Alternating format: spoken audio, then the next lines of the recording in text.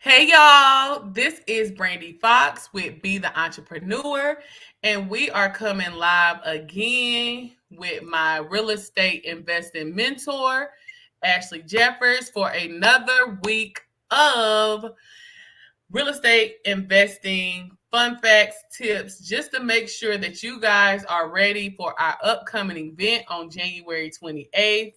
Don't fret. I am about to have that flyer up for you in about 2 minutes. But if you have not registered, you definitely want to register. Anybody that is interested in taking their investment portfolio up a notch by getting into real estate, this event, our weekly talks, are something that you guys do not want to miss. So with that being said, I'm going to introduce Ashley and let her tell you a little bit more about herself before we jump right in. What's going on, everybody? Ashley Jeffers here. Have been a real estate investor for 5 years now, um, to the point where I want to share what I've learned, mentor others so that they can get to a point where they build a cash flowing rental portfolio. Excited for tonight just to spend a little bit of time talking about the importance of working capital in your business, and then definitely talk about our upcoming event on January the 28th. Perfect, perfect. All right. So, with that being said, capital is one of the key things that everybody is talking about in 2024. 2023, of course, but 2024 is really the official year because technically this is our first year that we are entering a new year without COVID, since COVID. So, funding, capital opportunities are definitely on the rise because now people are getting back outside, they're getting back into engagement. So there are more opportunities for people to meet with people, connect, network to be able to get the funding that you need. So let's jumpstart this, Ash, with some tips that you would provide for people who are trying to get into real estate investing with $0. We know what this really means, but what does that look like? Yeah. So even before we start talking about the money, we have to talk about the personal credit. I have seen over and over and over again where people talk about how you can go and apply to different credit unions and different banks and get $50,000 line of credit after you open your business, after you start your LLC. And that is just not the case. They make it seem as if that's all you need is to form your business, have an LLC and EIN number, then you can just walk into the bank and they'll approve you for 50,000 in working capital. Nah. As a new business owner, you're going to have to show some experience in your business. You're going to have to show, some revenue generating activities. The personal credit is super important. I won't say that aren't any, very few banks and lending institutions that will lend to your business without checking your personal credit. Like, for the most part, in my experience, they want to see your personal credit to determine whether or not you can be a personal guarantor for your business's line of credit or for your business's um, loans. So personal credit has to be on point. It doesn't have to be perfect. We're not talking about a 740 credit score. If you have that, that's great. You're winning half the battle, but you definitely need to be at least a 680. And if you're not, don't worry about real estate investing right now. Spend the time working on your improving your personal credit. If you're not sure where to start with that, DM me and I will give you some guidance there. I don't work on personal credit. Like, I don't have a credit repair business.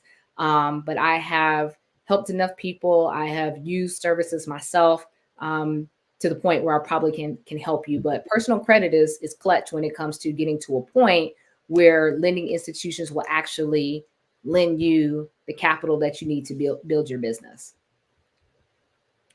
And that's perfect. And a lot of people, I just want y'all to be realistic in entrepreneurship in general when it comes to funding. And a lot of people get upset. I see so many like hate messages about banks, funders, lenders, all this stuff.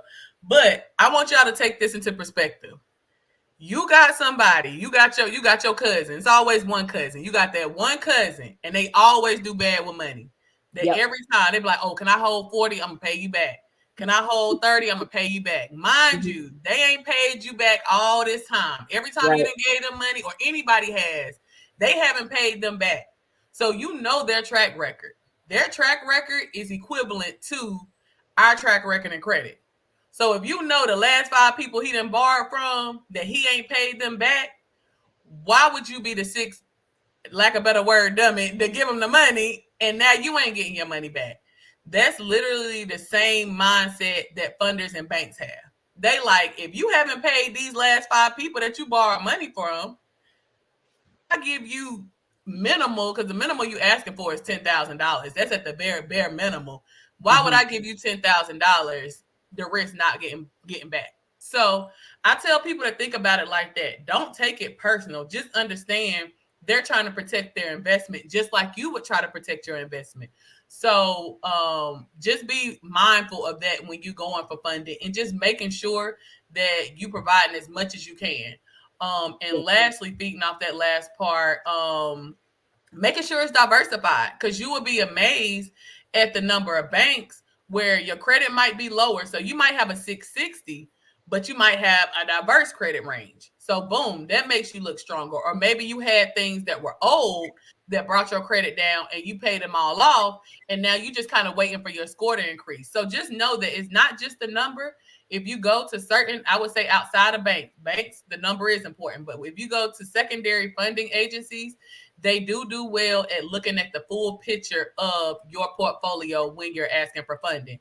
So keep that in mind. If you're working on something in your credit, just make sure those other areas are shining, like your utilization, all that stuff is under that 10% mark, and you should be good to move forward. So, Go ahead. so one of the things that I wanted to talk about, obviously, is our upcoming event. We have been coming to everyone live every week on Wednesdays. These are just building blocks to our event that's taking place January the 28th, 12 to 2 p.m. in partnership with TD Bank at TD Bank. So this is a very rare opportunity that I hope people will really tap into. I don't know that I've ever seen those who teach real estate investing, those who are business consultants, actually have an event inside of a banking institution. The whole point is to get you in the door, have a conversation about what is required to get funding. So you may come to the event with a 600 or 620 credit score. Come meet us so that we can get a better understanding of where you're at so that we can help you move forward.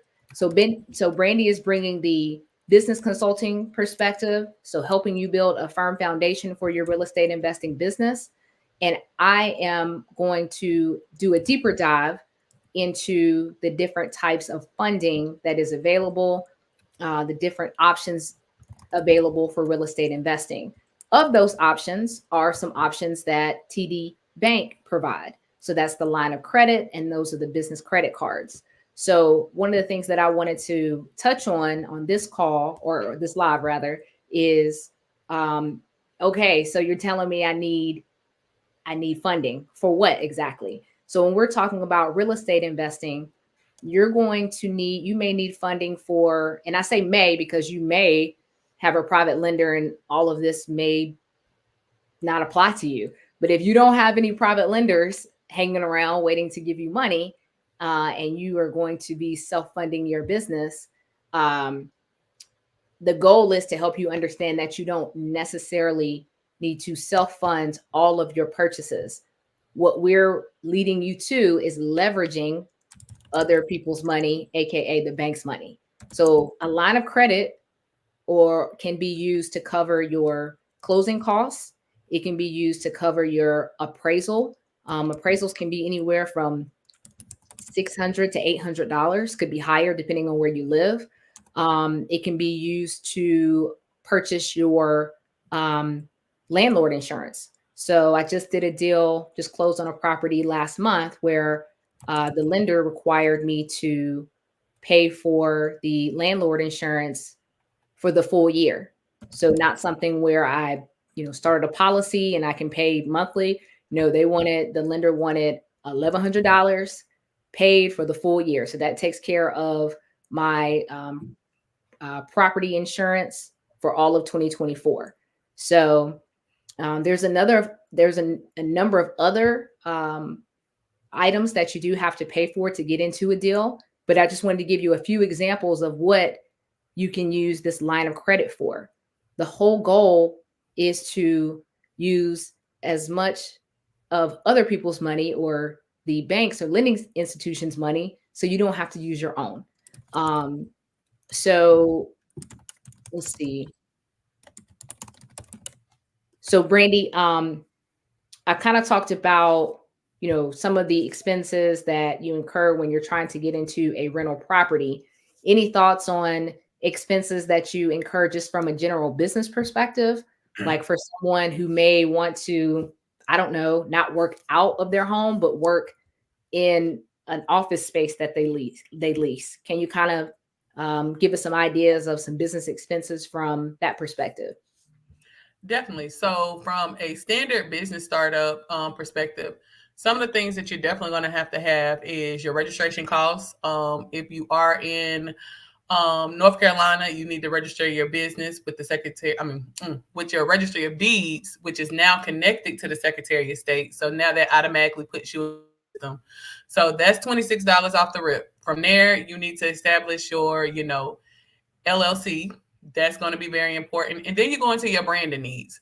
A lot of people overlook the importance of branding needs, but branding needs is something else that you're going to have to purchase. And I would say those top three things are the main things that you would need to focus on purchasing just to kind of get out the gate.